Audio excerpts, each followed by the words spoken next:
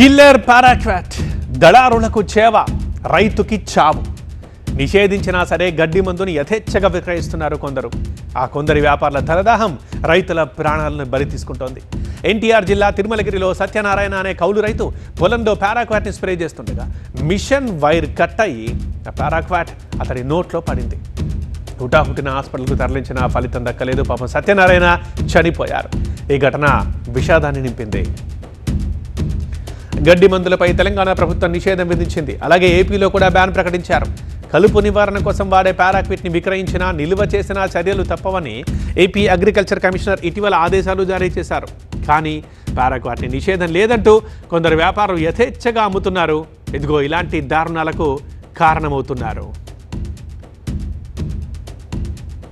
ఆంధ్రప్రదేశ్ రాష్ట్రంలో ఆల్రెడీ గడ్డి మందు మీద బ్యాన్ విధించి కూడా వారం 10 రోజులు అవుతుంది.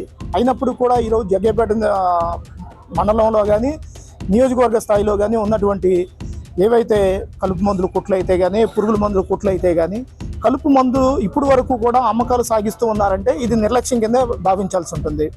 ఈరోజు రైతులకు అందుబాటులో ఉండకూడదు, లేదంటే రైతులకు మేలు కన్నా కీడే ఎక్కువ జరుగుతుందని చెప్పని బ్యాన్ చేసినటువంటి ఇదేదైతే ఉందో గడ్డి మందు, ఆ గడ్డి మందు నిల్వలు ఇప్పుడు కూడా ఆయా దుకాణాల యజమానులు ఏ విధంగా మెయింటైన్ చేస్తున్నారు, వాటికి సంబంధించినటువంటి ఇప్పటి వరకు కూడా దుకాణాలను తనిఖీలు ఎందుకు చేయలేదు?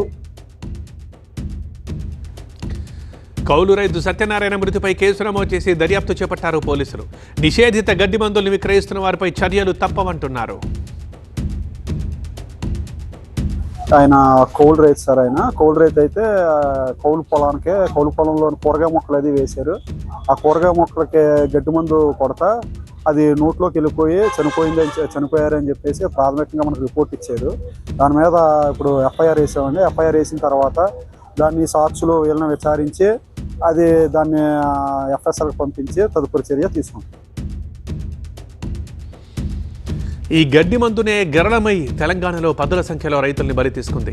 నిషేధం ఉన్నప్పటికీ ఏపీలో పారాక్వాట్ని ఎలా విక్రయిస్తున్నారు, ఎవరు దందా చేస్తున్నారన్న కోణంలో ఎంక్వైరీ స్పీడ్ అందుకుంది. లాభాపేక్షతో చాటుమాటుగా గడ్డి మందుల్ని విక్రయిస్తున్నారన్న ఆరోపణల క్రమంలో ఇటు పోలీసులు అటు వ్యవసాయాధికారులు అలర్ట్ అయ్యారు. అక్రమార్కుల భరతం పట్టేందుకు సిద్ధమయ్యారు.